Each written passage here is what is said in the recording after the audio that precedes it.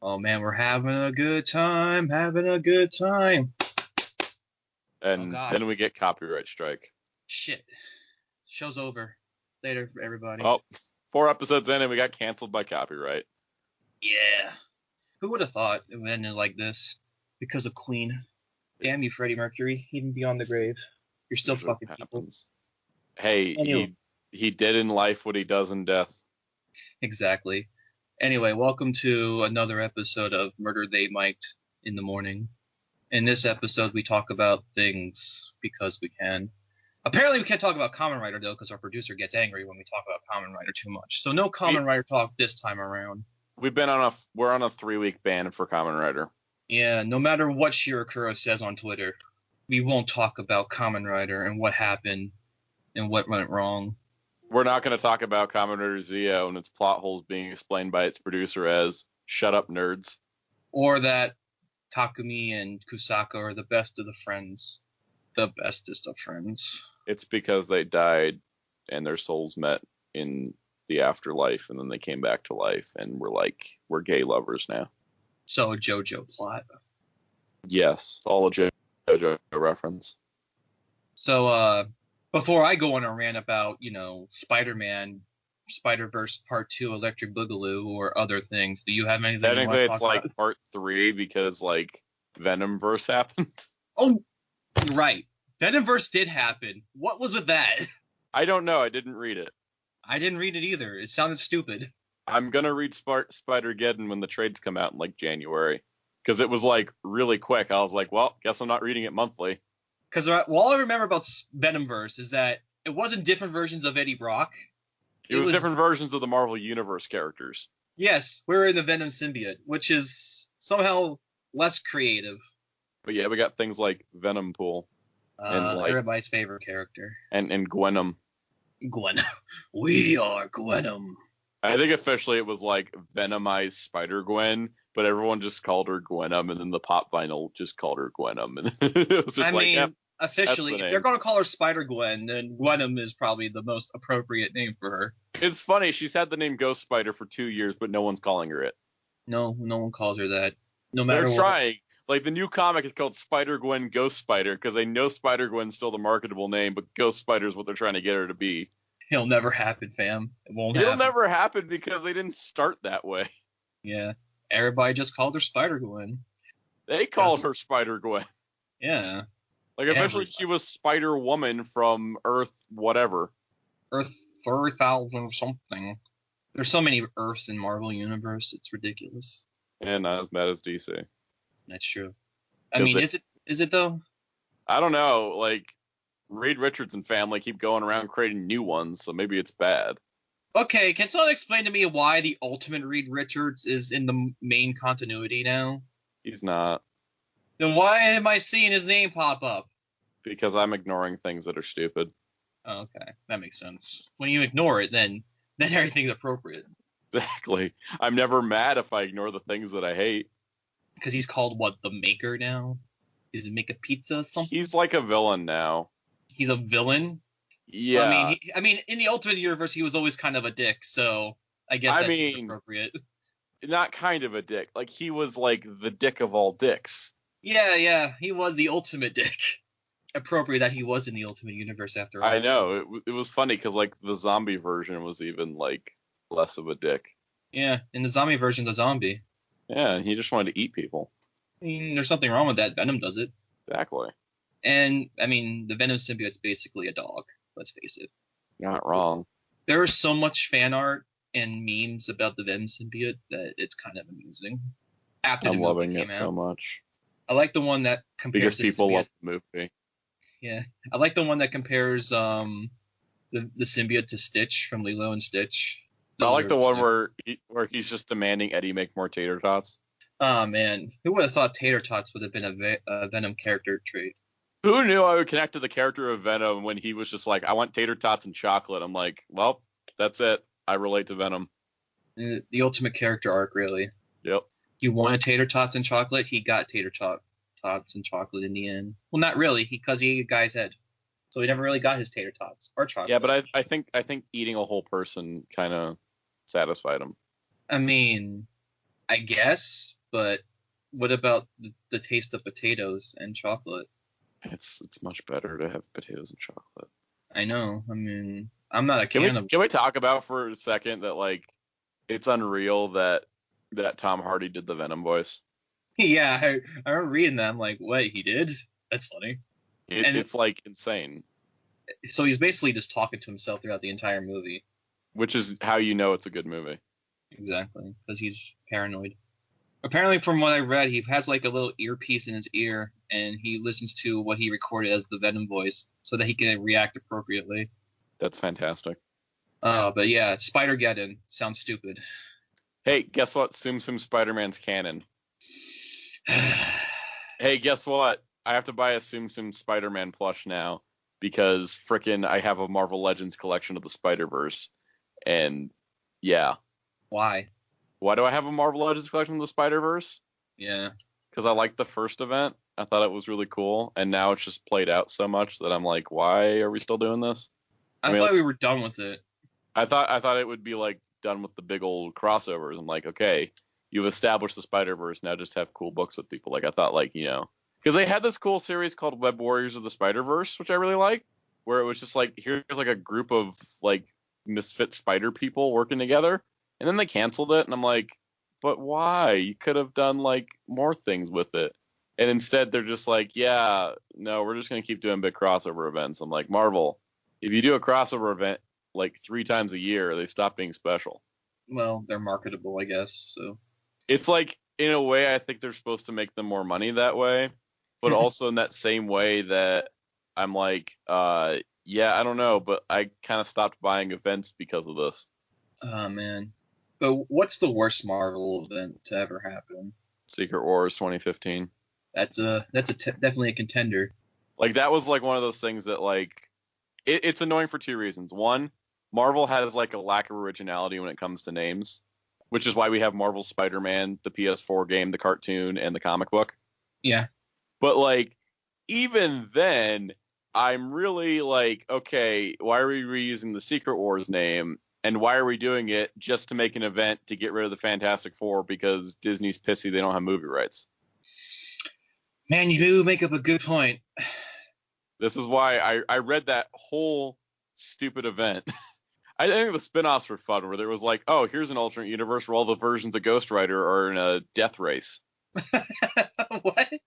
Ghost Racers was amazing because it was like every incarnation of Ghost Rider was in like a death race scenario. Death Race 3000. It was Death Race 3000 meets Ghost Rider. Excellent. Sounds awesome. And then they also spun off and did like a sequel comic to the 90s X-Men cartoon. Really? Yeah, it was like I actually remember that shit. Amazing. Yeah, they ended up doing like a mini series with it during Secret Wars as a tie-in, and then they picked it up and did like 12 more issues. Damn. Amazing Spider-Man Renew Your Vows came out of Secret Wars, and that was like, here's the alternate universe where Peter and Mary Jane got married and had a kid, and she has spider powers. The appropriate universe. Exactly. And then that got spun off into its own comic, which is still going, as far as I know, which is pretty awesome. Yeah, so there was some good stuff, but like the main storyline, like I sold off I traded the comics into my comic shop because I was just like, I'm disgusted because the only thing that changed, there's 2 things that happened with that event. They destroyed the Ultimate Universe and merged all those characters into the main universe, and they got rid of the Fantastic Four. Like that's the only 2 reasons that comic exists, and that just kind of sucks because it takes away from the overall comic reading experience. But the funny thing is, they brought back the Ultimate Universe. And they brought back the Fantastic Four. Yeah, so really what happened in the end doesn't even matter.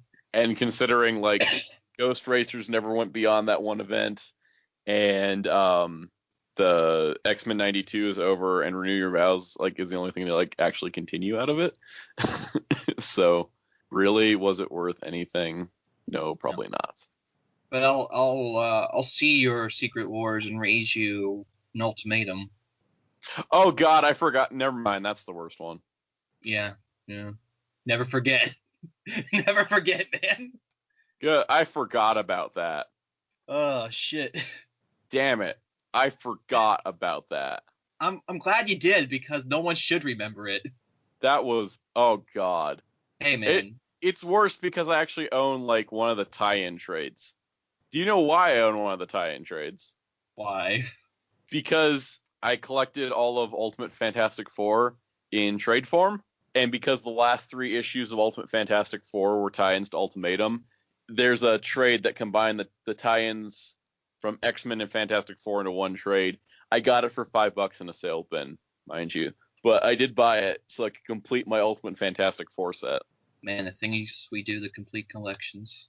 I was 3 issues away from having all like 60 issues or whatever, so I definitely was not going to just let that stop me.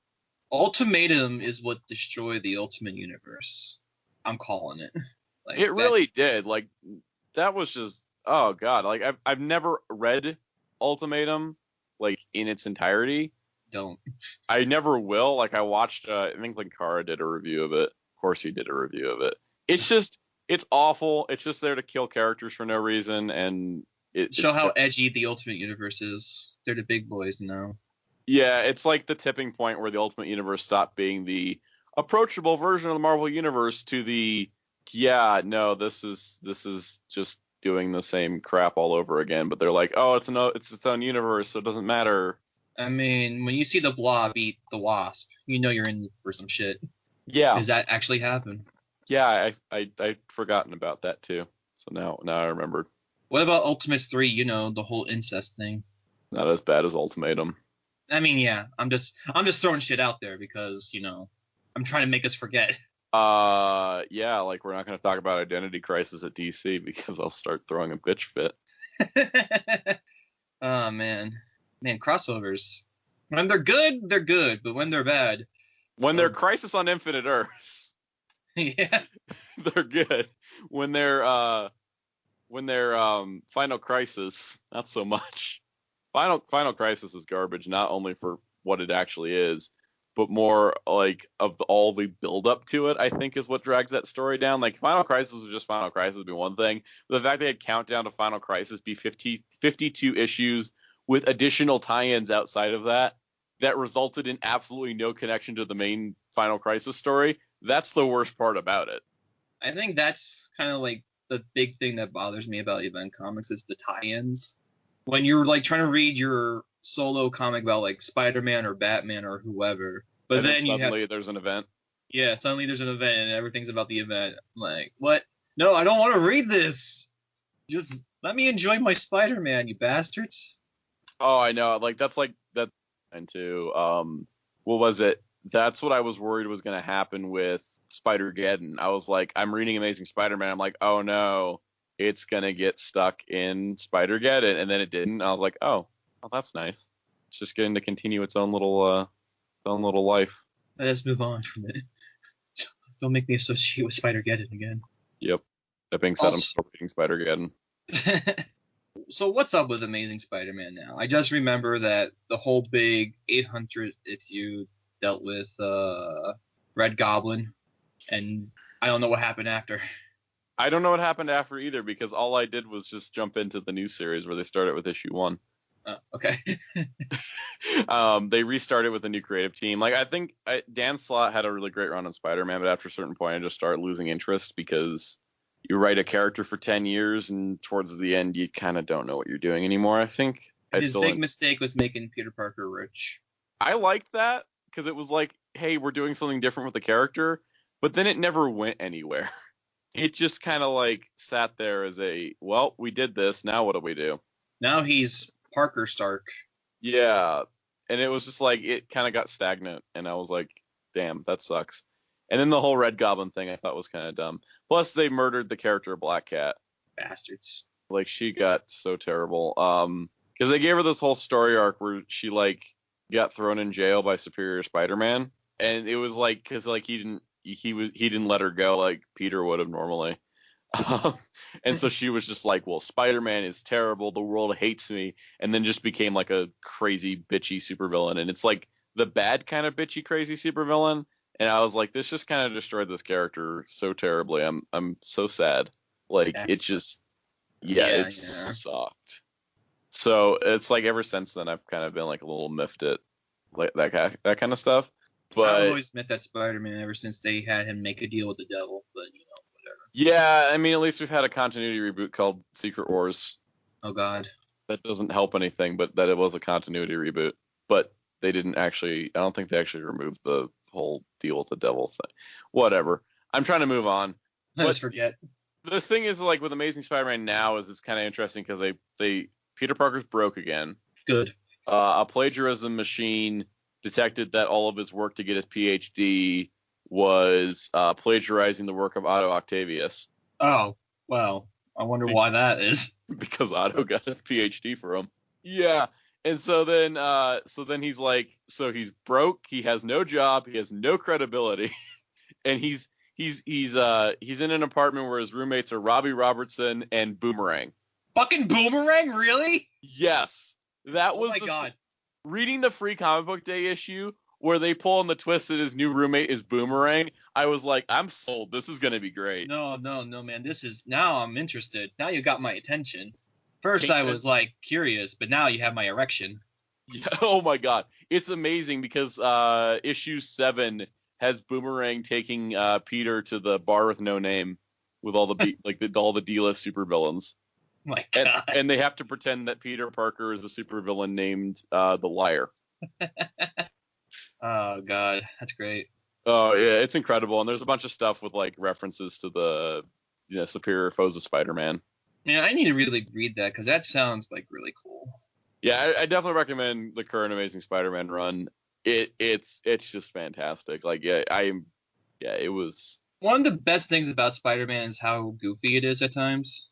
Oh, it gets goofy because the first story arc, and I'll just tell you this one part because I think it'll sell you on it even further. The whole story arc with the first story arc in this new comic has Peter Parker walking into a science experiment that ends up splitting his Spider-Man side from his Peter Parker side. So Spider-Man has all the powers without all the responsibility, and Peter Parker has all the responsibility without the powers. Well, shit. And so, like, Spider-Man ends up going off to be, like, the perfect superhero and ends up stealing a Tri-Sentinel. That makes sense. I'm sure. So basically, Spider-Man became the symbiote, essentially. In a way, yes.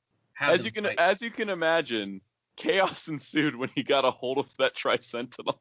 I imagine. Yeah, it was pretty great, honestly.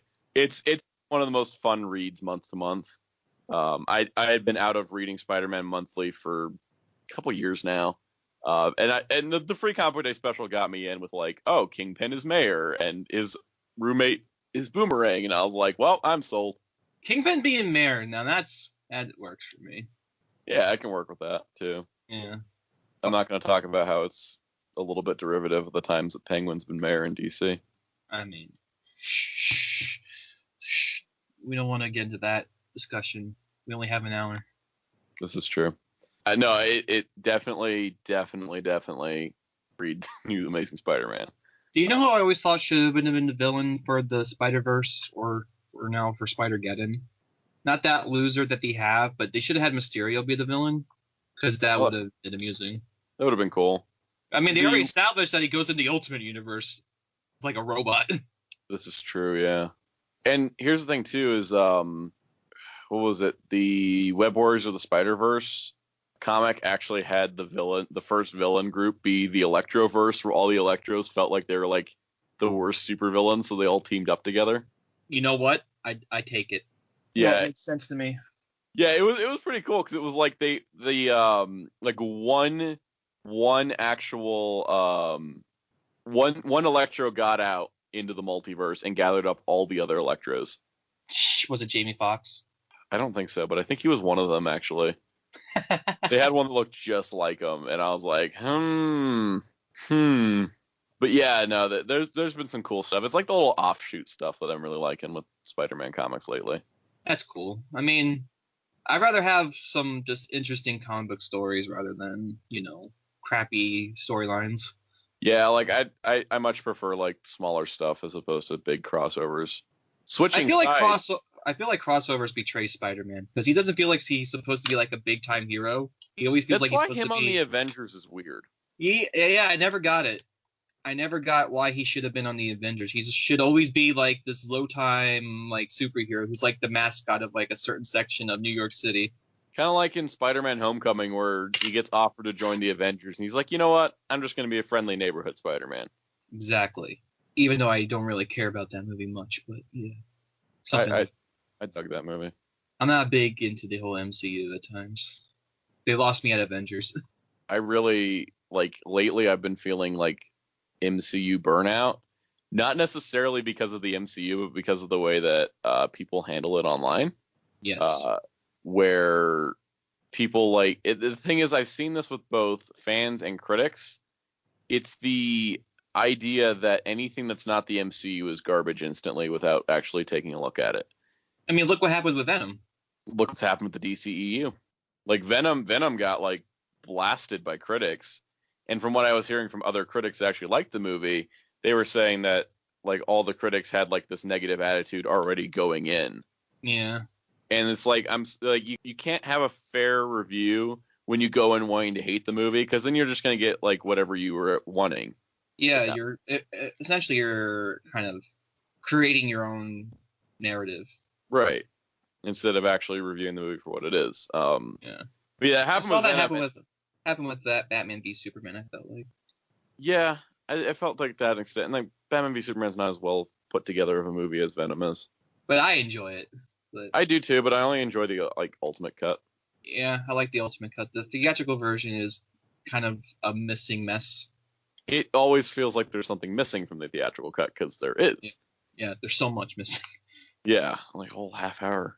Yeah, so like I think with Venom, it's like Venom made me realize that maybe the hate for the DCEU isn't like a dislike of DC, but more just like it's not MCU, so why should we care? Yeah. Like, Marvel has already won people over, so they get the benefit of the doubt. Yeah, because the thing is that, like, people were complaining, like, that, like, Wonder Woman in Justice League was acting like an old traditional female character with, like, her, like, hang-ups about her boyfriend or whatever, right? And then I'm like, but then Gamora just is used as a plot device in Infinity War for the further pushing of male characters. Yeah. And I'm like, but nobody said anything about it. But Wonder Woman's all about love, though, so that makes sense. Right. Like, she's a very compassionate person. Yeah. But yeah, the fact that... Are you telling me she doesn't have feelings? No, she definitely has feelings. Also, when I was talking to Dark on the other night about how people were complaining Captain Marvel isn't showing a lot of emotion in the trailer, he had this very poignant topic of saying, well, too many terrible things have happened in the MCU because people have outrageous emotional outbursts. So maybe an emotionless hero is exactly what they need right now. No more emotion. But yeah, no, that's the thing is that, like, you know, Marvel makes similar, like, MCU will make similar mistakes. It's like people will complain about a non-MCU movie and then ignore when the MCU does those same things. Yeah. It's a like, double standard. Could you imagine if The Crow came out when the MCU was around? Oh, that'd be bad. Yeah. People would be complaining like, it looks stupid. Why is he wearing makeup? Yeah, I feel like the Hellboy movie being very much targeting at like a niche market is going to help it. Yeah. But yeah, it's hard. Like, it's really hard to compete with the MCU at this point. Even within Marvel, like, it's not just like Marvel gets you a pass. It's like you have to be MCU or you're nothing. That's why there's already so much like negative hatred towards Dark Phoenix. Yeah. And people are just like, why does this movie exist? Why aren't they just in the MCU already? I'm like, hey, let's give Fox a chance to cap off their 18-year franchise. Yeah, they're the one who started, bitch. Yeah, like, we would not have the MCU if they didn't make X-Men. Yeah, X-Men and X-Men 2 were really good. Oh, yeah. It's like at this point, I don't care the quality of Dark Phoenix. I just want it to come out. I want it to come out so that the whole thing can end, and we don't have to, like, leave it on a end credits scene like the Amazing Spider-Man franchise had. We don't talk about the Amazing Spider-Man franchise. Like, the fact that Amazing Spider-Man 2 got so sabotaged by the fact they're trying to start up a universe. Yeah, the Spideyverse. Yeah, like, the fact they were trying to start up this, like, connected universe and do a Sinister Six movie. Good luck with that. I feel like the Sinister Six movie being announced was the reason why DC went ahead with Suicide Squad. Yeah, but I heard that they're getting James Gunn for the next Suicide Squad movie. Which I don't know how to feel about that, considering the first Suicide Squad movie tried so hard to be Guardians of the Galaxy. Yeah, It's kind of amusing. It is. It's also dangerous because it's just like, well, he's already done a movie similar. Like, it's like he's probably just going to be making Guardians with DC characters. I don't even know why they're making a Suicide Squad 2 movie though. Because the first one made money. Oh, okay. Well, when you put it like that, I thought it was like critically panned and failed in the box office, but it was critically panned and people really liked it back when it came out, but then people stopped liking it after a certain point, which I thought was bad. I'm like, why is everyone hating on the movie now? Y'all did it like a month ago. Because they're all heathens. See what I did there? And they won't take it. Oh man. So what are they gonna do with the MCU now after Avengers, the big Avengers movie? Well, we're doing this big Avengers movie, and then after that, we don't know much because it's like SpiderMan comes out like 2 months later. Yeah, he's gonna be in Europe. And then we just have a bunch of dates and a bunch of announcements, but not actually any solid things. Because whatever happens in Avengers 4 is going to like change the land. Apparently it's going to be Chris Evans' last movie. Yeah, that was officially announced, and I'm like, I'm not surprised. It's the last movie in his contract. It's not, I don't know. It's like he basically says he's not doing anymore. But, Robert Downey Jr. said he was out like a while ago, and yet here we are. Well, yeah, more Burger King meant more problems. Mm-hmm. But yeah, I think with MCU, their next step is Galactus. I mean, it's going to have to be someone like that caliber. It's gotta be Galactic, because like you can't just do like you do Thanos and it's like, oh, it's this amazing thing. How do we take it a step further? You already did the Infinity Stones. I think the next step is Galactus, and introducing the Fantastic Four is going to be essential to that. I mean, you can do Galactus for your big event, and then if you want to continue like a third phase with your whole MCU universe, get Doctor Doom. Yeah, I mean, Doctor Doom, I would like to see the first Fantastic Four movie not even be like Doctor Doom as the villain. Yeah. Let's just do like Annihilus or somebody, or like go crazy and be like Namor. Yes, let's do Namor as we talked Namor. About. Yeah, Kang Kasugi as Namor. Or just even like Mole Man. Let's just have Mole Man as the main villain, but then also have Namor like introduced in the background. See, we're coming up with ideas. Don't blame us, audience. We're trying. We're trying to help this franchise. Yeah, it's just one of those things where they're going to go into this really scary territory of what do we do now? What do we do with the original Avengers gone? Like, are the new Avengers strong enough to support this whole franchise? I mean, they're trying to make Spider-Man into Tony Stark, so. Yeah, and Captain Marvel's like our new powerhouse. She's the new Thor. Yep. How many movies did they sign her on for? 6 or something? I think so, but it's a player pay contract, so that means if they don't do the movies, then they'll pay her whatever she would have made off the movies. Okay. It's like that's some very high insight they have there, where they're going to give her like 6 movies. Yep. I hope that one does well, or else they're going to be in a awkward position. Otherwise, she's going to be doing Avengers movies for the next decade. With Tsukasa? Yeah, exactly. Oh my God, Jingo was so good. I haven't watched it. You should. It was just like I was so impressed because the episode had like 5 cast members in it, but it was like really good, and I was like, how the hell did they pull this off with 5 people? Black magic, basically. Also, Jinga's like rose armor is like gorgeous. Is he Super Saiyan Rose? Is this confirmed? He is Goku Black. Awesome. Because his armor's called rose. That's my advice to the internet. Stop being so harsh on everything that's like not the MCU, because guess what? Variety is important. Because Venom was like one of the freshest superhero movies in a while because it wasn't an MCU movie and it didn't follow the MCU's like normal formula. I saw the Japanese teaser for Venom. It's pretty amusing. I imagine the Japanese voice actor is really good for Venom. Oretachi wa Venom. Oh, that's wonderful. It's like halfway to a Devilman movie right there. I know, right? And they even had their Japanese theme playing. It's pretty amazing. That's pretty awesome. He basically is a henshin hero at this point. This is true.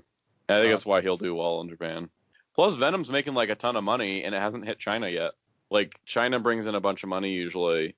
So except if you're Black Panther. It's because China's racist.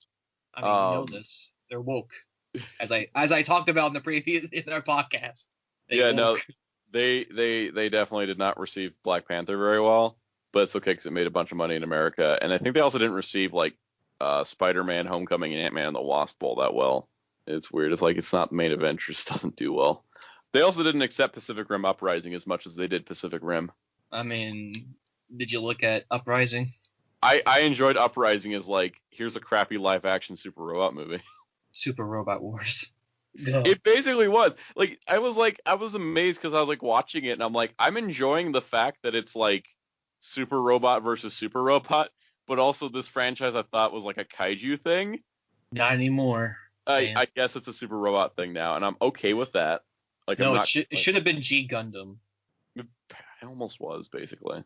They're never getting a third movie, but but he's supposed to find his brother and defeat the Dark Gundam, right? Kyoji. Do you know this man? I don't. Speaking of which, that Blu-ray's out soon. Rest in peace, Wallet. R.I.P. fam.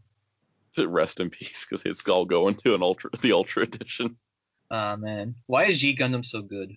Because it decided to take all the rules of how to make a Gundam show and like pushed them out of a window.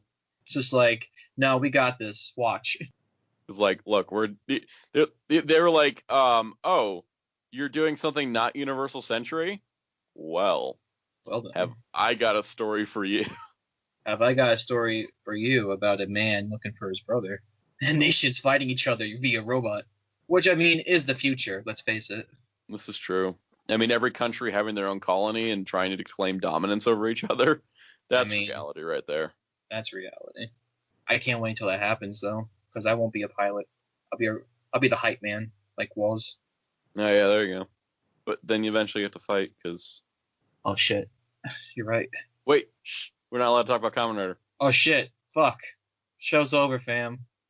Sorry, we got canceled for speaking words about Rider. Yeah. Let's talk about something better. Let's talk about Sentai. Yeah, let's talk about Sentai. And talk about how people don't like Zamigo because he's not in the show a lot. I'm okay with this because it actually doesn't dilute the character. Yeah. Like Basco. The Basco sauce.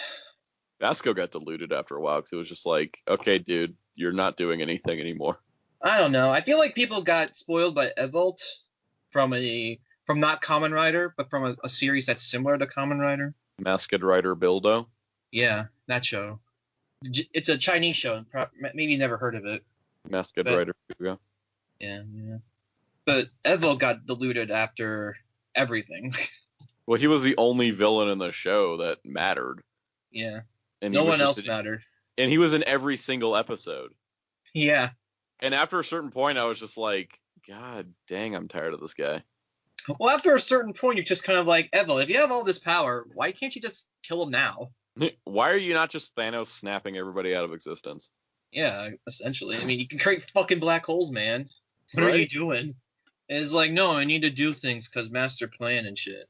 You don't need them for your master plan. It never made any sense because of how powerful he was. Right. Like, what are they going to do?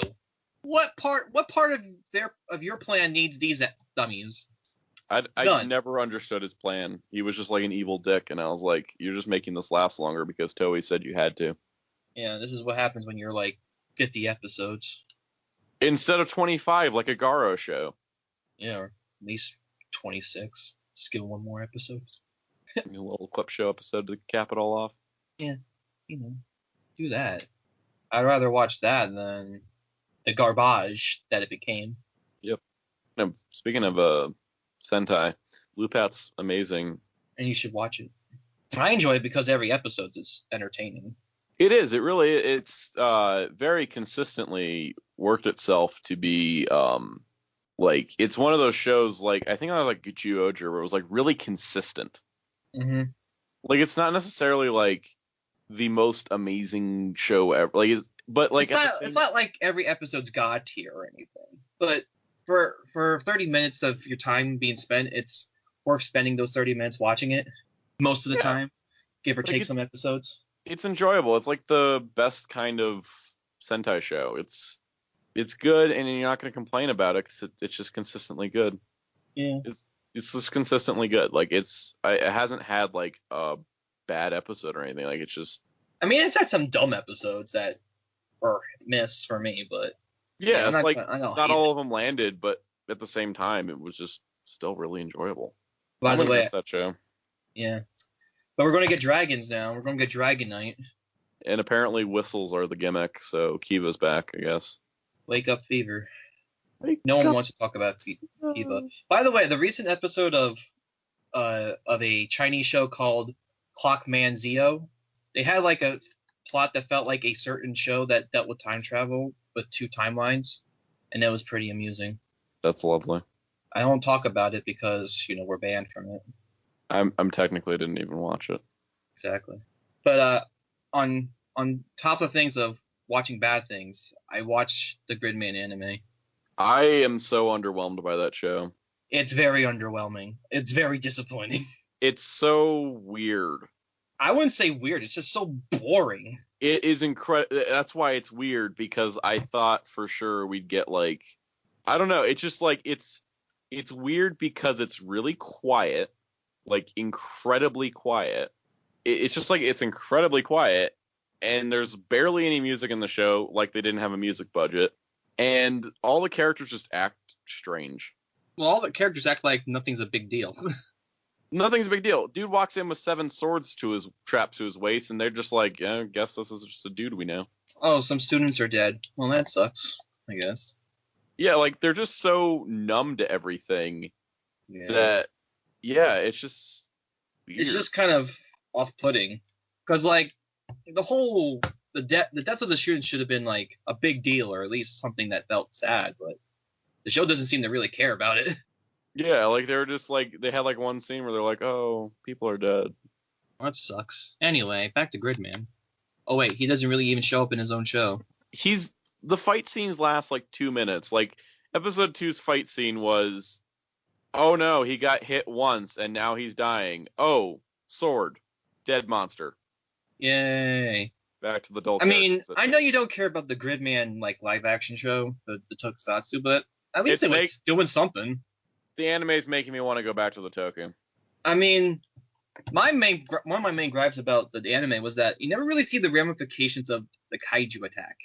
Yeah, I thought that like with having physically appearing monsters, we would get like some higher stakes or something, but no, everything gets reset, which of course means that they're probably in a computer world or something. They're in a virtual simulation. I feel like they're just going to pull the twist from the Big O, and then it's just going to piss me off because it's just ripping out the Big O. I mean, why would you want to rip out the Big O? Big O did it first, you bastards. Right? That is an anime classic that most people don't know about. Yeah. Because it relates to Buddha, and no one knows about Buddha. Exactly. But also, it's just a really good show on its own without even any symbolic references. Yeah. I mean, I love the whole punching. When he punches you and then it like loads it like a gun and then throws the fist further. It's so good that Kamen Rider Birido even referenced it. But you're pitting big time when that happens, when you get a reference. But you know what also didn't help me watching Gridman? I watched JoJo, the first 2 episodes of the new JoJo anime. Holy shit, that's god tier. I watched Double Decker right after watching Gridman, and I went from feeling like really down and just like, wow, this sucked, to, oh my god, I've discovered my new favorite anime for this year. That happened to me, but it was in reverse. I watched JoJo first, the first 2 episodes of JoJo, and then I watched Gridman. And to use an analogy, it's like you watched an episode of Car Ranger or something of that caliber, Changeman, and then you watched ToQger. Like that's where the quality like calm and quiet. Yeah, where the quality just dipped that much. It went from something so epic and cool to mundane.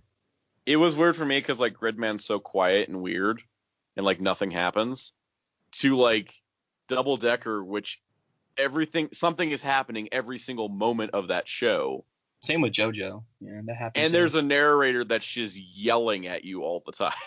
Yeah. There's also a narrator in JoJo.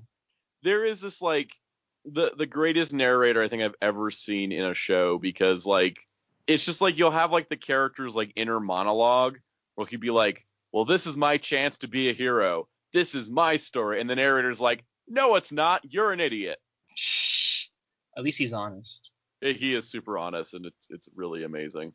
It is like it's done by it's the same creators as Tiger and Bunny, which is one of my favorite anime ever. And it feels like Tiger and Bunny mixed with Space Dandy. He's a guy that's dandy in space. Mm-hmm. It's got that really strong humor of Space Dandy with the style and flair of Tiger and Bunny. That's awesome. It's I love it. I love it so much. I got my parents hooked on it too. I would recommend the JoJo anime. It's pretty amazing. I probably will enjoy it because I'm much more into like out there anime than I am like Gridman. Like kind of like the opening shot of the anime is like it shows the beauty of Italy, and then as it progressed further and further, Italy becomes more and more like disturbing and like crummy. Like you see all the crime and people like getting mugged and shit. It's pretty great. Oh my god, that sounds awesome. Like the entire theme of this JoJo is it's a gang war, basically. Oh wow. Yeah, it's gang wars because Araki was listening to West rap and R&B music during that time. So like the whole West Coast, like the Crips and the Bloods kind of deal. Yeah. Yeah, he was inspired by that shit. That's amazing. And it even has like a drug war also because the main villain is selling drugs to people on the down low. I really need to check out JoJo because I've been thinking about it. I just haven't pulled the trigger on it. You need to watch it. It's pretty great. Like the first two parts don't have stands in it, but those parts are also very interesting because it's basically like Jonathan is Kenshiro, but he instead of like having your Omae wo Shinderu, it's you're getting hit by the sun, bitch. I have the power of the sun in my fist. That's fantastic. Yes. And all the villains in JoJo are awesome. I love every single villain in JoJo. They're all scumbags, but they all have some point to them that's amazing. Like Dio, his whole thing is that he felt like scum, and he wants to like show the world that he isn't scum, essentially. So his high aim is to take over the world, to show people that he isn't a fuck up. Wow. And then there's one guy who's his name is Yoshikage Kira. His entire deal is that he's a serial killer, but he just wants to live a normal life. Like he just wants to have like a simple 9-to-5 job, eat a sandwich, have lunch, and then maybe possibly kill a woman or two. Damn. I mean, if that isn't the simple life, I don't know what is. I mean, at least he's honest and upfront about it. Yeah. And when he first appears, holy shit. His first appearance it's hard to watch, but also very intriguing because of how like determined he is. Yeah. He doesn't want anyone to find out he's a serial killer, so he really goes the lengths to make sure that no one finds out. Because if people found out, then his normal life is going to be ruined. Yeah. And even when he has a normal life, he still like he was hiding and he felt like, oh, I can just live this normal life. But like killing to him is like a compulsion. He needs to kill in order to feel better. Wow. It's like a nervous little twitch or habit that he has. It's like smoking a cigarette to him. He needs to do it. That's crazy. He's pretty great. People love him. People love him. Another villain I love is Kars is because he thinks he's the best. He wants to be God. He wants to be everything, essentially. Wow. Like, the first two villain types in JoJo are vampires, and Kars is a vampire, but like a high-tier vampire called a Pillar Man who eats vampires, essentially. But he still can't survive the sun, and his whole plan is that he wants to become everything. He wants to become all life on Earth, and so he can survive the sun. Wow. And I don't know if I should spoil it or not, or you don't care. Considering I haven't seen any of it, we'll be okay. So he does succeed in his plan. He becomes immortal, essentially. He can't die. He can produce asexually. He can survive the sun. He can turn his whole body into anything he wants. Like the first thing he did is turn his hand into a squirrel. Oh, wow. And then he turned it into a plant, and then he turned it back into a hand. Like he becomes freaking insane. And the only reason he loses is because the main character in this part is a fucking lucky bastard. Wow. Cars thinks that this JoJo is like a master strategist. No, he's just lucky. That's his superpower. He's the luckiest motherfucker in the universe. And that's the only reason he loses. And it's great. It's top tier. That sounds incredible. Also, Nazis are good guys. Well, not really, but you know. I get what you're saying. JoJo. I could talk about it. I know there's some anime like that I can just talk. I could have a whole podcast of me just talking about the Big O or Tiger and Bunny or like Cowboy Bebop. Like I could just talk about those forever. Oh, that's what we have Mike and Mike in the morning for. Do do do do do. I also like Dragon Ball a lot too, but no one ever wants to talk about it. Dragon Ball is my favorite shonen anime. It's pretty great. I tend to watch a lot more Dragon Ball than I do like Naruto or Bleach or Rurouni Kenshin or Yu Yu Hakusho or something like that. Yeah. I love Yu Yu Hakusho though. I really want to go and like binge the whole thing. It's up on Funimation now, and I'm really tempted to just go in and just blast through and watch it all. But I'm watching 90s X-Men right now, so 90s X-Men. More people remember the theme song than the actual show. I remember it vaguely. Yeah, it really is. It's one of those things where like it's more remembered for the theme song. Yeah. And that's even fine. The Japanese theme song. God, the Japanese theme song is beautiful. I just found like the full version of it like a couple of weeks ago. Oh, speaking of theme songs, I should have you listen to the theme song for this JoJo. Oh man, I fell in love with it the first time I heard it. It's called Fighting Gold. Sounds like a Garo song. I mean, it does feel like a Garo song at times. It feels like something you would hear from Jam Project, maybe. Yeah, I love how Jam Project's just like, yep, we're making all the Garo music. We have nowhere else to go. After Transformers, we kind of lost our mojo. They kind of peaked at Transformers, I feel. Yeah. And this is the thing, they've done every Garo opening except for the second opening to Vanishing Line. So now I'm worried that they're like losing Garo too. I went to Anime Boston and I didn't listen to the group concert, but I listened to their individual concerts. That was pretty great. Oh yeah, like they all have like their own like massive career paths that they've done a good job. I was able to listen to Kageyama's Chala Hemchala. Oh, that's awesome. Live. That's a lie, Wheels. They got cheered, you bastard. Unless you're thinking of another time. But Misaki Endo was also there, and he was the coolest guy there. Cause Masaki Endo is like one of my favorite like singers ever. He like took a pineapple from someone from the audience because someone gave it to him. He's like, sure, I'll take it. And he's the only one who did a Tokusatsu song for like a little bit. He did his Abba Ranger theme. Oh yeah, he loves performing that. Like the band couldn't play Abba Ranger, so he just did it without any instruments. He just did it all vocals. That's amazing. And it was great. That's the dedication that like Endo has. And he was really excited because I had him sign a poster and it had Abba Ranger on it, and he was like, "Yeah, I remember that." Yeah, I'd like to meet Hironobu Kageyama because like he's done so much, like Toku wise too. He also remembered Jetman. He also signed the poster too, and he remembered Jetman. Oh, that's cool.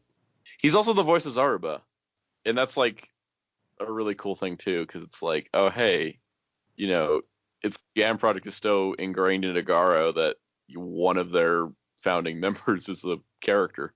And the thing is too is like he's Zaruba in everything. Where like, you know, it's like sometimes like you have a character and it's like he's the one consistent voice in Garo because he's the voice of Zaruba in all the live action works and all the anime works too. Which, you know, that just doesn't. He's also the X-Aid belt. Oh wait, I mean, he's in a show that's a Chinese show called, a Korean show called Medical Soldier X-Man Aid. Oh yes, that's true. I also Ichiro Mizuki is one of my favorites too. Oh yeah, Ichiro Mizuki, I love him. I love how he showed up in Tokimei Sentai Go Busters as like the scientist, and then later on they're just like, oh yeah, he's gonna be the voice for like all their upgrades. I like how he was the father in Gridman and Spielborn. Oh yeah, That was pretty I good. love the fact that I have an Ichiro Mizuki briefcase. Like, I have this briefcase that, it turns into a gun, but you just push a button and Ichiro Mizuki starts yelling at you. It's wonderful. Why did Ghostbusters take the Fize Blaster, though? I don't care. It's my Ichiro Mizuki briefcase. I mean, that's fair. Perfectly fair. I also like Takayuki Miyauchi. Takayuki Miyauchi's pretty great, Yeah. too. His RX theme is god tier. This is very true. And those who say the Black RX theme is in god tier are wrong. They're wrong. There's a lot of people that are wrong about a lot of things. Yes. Oh man, I think we're running out of time here because our producer is getting rowdy. I can sense it. His legs are trying to move, but they're not moving. That's like him every day though, with like everything. So what was the topic of this episode again? We started with like Marvel, Spider-Man, Spider-Geddon. Eventually it went into MCU versus everybody else because I guess there's sides now. And then we started talking about Masked Rider. All right, Masked Rider. Yeah. Super Sentai. We talked some Garo. We talked some anime. We did some anime talk with Gridman and JoJo and Double Decker and Garo and Jam Project. Singers. Man with a Mission should do a Sentai theme and blow everybody's minds, and then Sentai will never be the same again. War never changes. Sentai could not handle the hardcoreness. It would just blow everything out, and it would just get really, really bad fast. So essentially, what we're saying is that stop with the events, Marvel. Just stop. You too, DC. Just stop. Just don't. I mean, like, Marvel's events are annoying, but DC's are infuriating because of what they do to their characters in them. Well, R.I.P. Wally. R.I.P. Roy. Yeah, R.I.P. Roy. R.I.P. Spider Noir and R.I.P. Spider-Man UK. R.I.P. Hotspot. R.I.P. Blue Jay.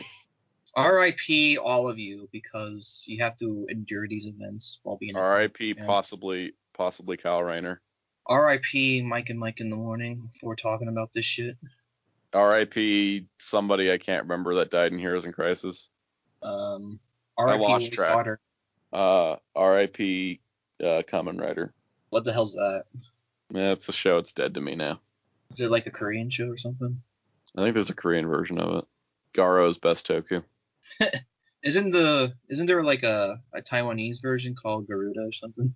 I think so. Bima Centurion Grudon or something. I don't know what I'm talking about. I don't know. It's late. Who cares? We're dying inside. Is it late? It's the morning. Shh. It's late into the morning. Did you stay up all night again to record this podcast? Yes. You're supposed to sleep. Like, that's a thing. Well, I don't believe in sleep until I fall asleep. Then I believe in it. Well, you can't just pick and choose when you believe in sleep, man. Hey, people can pick and choose what they believe in terms of being woke or not. Well, I don't believe in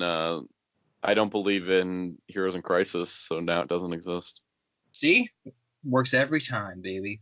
Exactly. We don't believe in Ultimatum. Never happened. Ultimato? Is it like an old tomato that just became ultimate? Yeah, it's Ultimate Form Tomato that got the Kuga belt. There you go.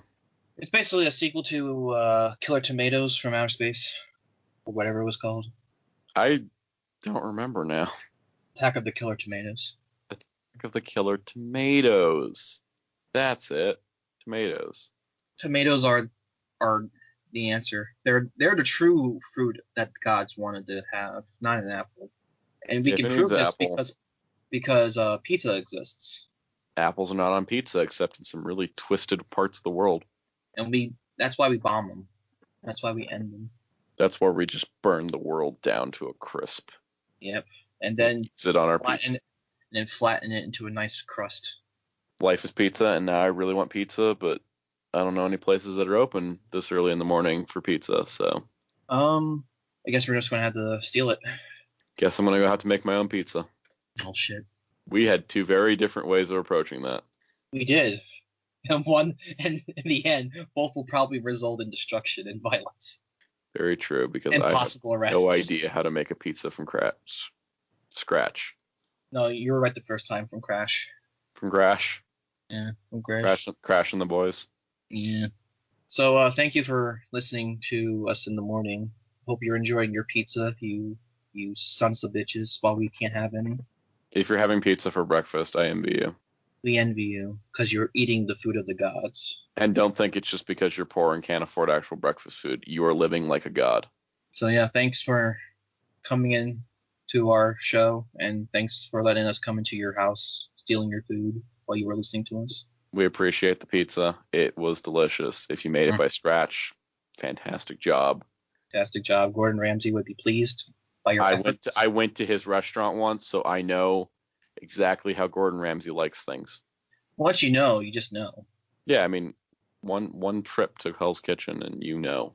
Then you know that Daredevil's coming after you. And that's all I kept thinking about when I was there. I was like, when's Daredevil showing up? Later.